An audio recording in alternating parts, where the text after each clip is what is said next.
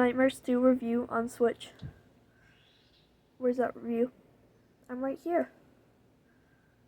Who's he talking to? Give me that review. Whoa. Okay. So, right off the bat, this is a sort of horror game, so if you're not really into that stuff, then I wouldn't really recommend it. But this horror comes from kind of like suspension, and there's no jump scares whatsoever, although it will make you jump at certain moments. I mean, at least it did for me. But it's not your standard horror game. If you enjoyed the first game, then I would recommend this one, because I played the first game and I wasn't really that into it, but the second game was the one that got me hooked. So, the monsters, as you can see here, there's a hunter. Then over here we got the bullies. They are made of porcelain and you can destroy them with certain objects, which brings us into the combat. There is combat in this game, unlike the first one, which I did not realize. So you basically have to do a timing minigame. Like, you can kind of think of this like Mario Party, and you just gotta time your B button press. So when they're about to jump at you, such as an enemy in the hospital, which I won't spoil, I'm only showing the first and second chapter, which is the wilderness in the school. So anyways, you gotta wait until they start jumping at you until you can swing your attack. So this isn't a single player game. Well, it technically is, but it's not just the guy in the paper bag. His name is Mono. Stop calling him the guy in the paper bag. I know you've been thinking about that the whole review.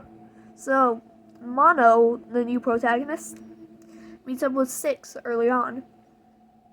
And Six, in case you didn't know, is the main protagonist of the first game. And together, Six can grab onto Mono's hand after he's made a long jump and pull him up. She can also push Mono up to higher places. So, let's continue. So, there are collectibles such as these glitching remains, which just unlock you the secret ending once you collect all of them. It doesn't change the ending, but it gives you a bit more clarification, if that's what you're looking for. So, you can also give Mono some hats, which I'm sure he will enjoy. So, you might be thinking, why is he wearing a paper bag? Well, that's because he hasn't unlocked any hats yet. He can change his hat in the pause menu after he's collected some. And it's a fun little detail. So, you might be wondering, why are we here? What's the point of this part? Well, just the atmosphere, the design, it's all breathtaking, or at least it kind of is for me, because I originally played this on the PS4, and now playing it on the Switch, it's just as good. I haven't really noticed the resolution drop, but maybe that's just because I'm not that nitpicky about stuff. I haven't really noticed resolution going down, so it doesn't matter where you can pick it up. I say it looks great on all platforms, although I haven't played on PC or Xbox, because A, I don't own an Xbox, and B, I can barely afford this on Switch. Anyways,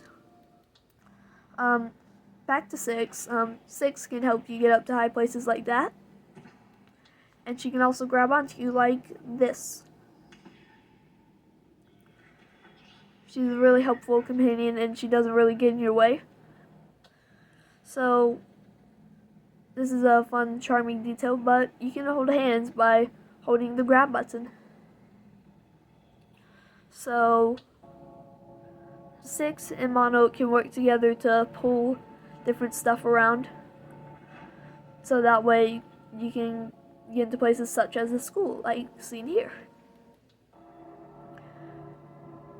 And I know it's really blurry right now. Okay, here it is. So it's a charming detail, but I found myself messing around a lot, and here you can see Six kicking a ball. So it's just fun to mess around with Six. That's what I did for most of my original playthrough on the PS4, because I was stuck in the hospital for like a year. Luckily, I beat the game a lot faster on the Switch.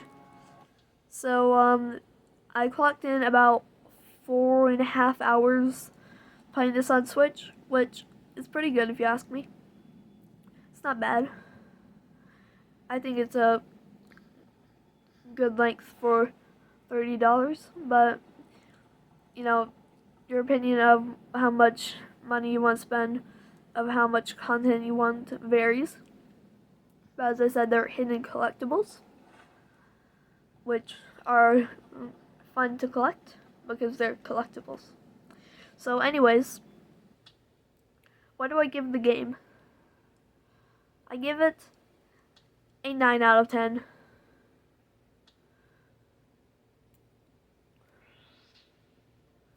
My favorite game, by the way.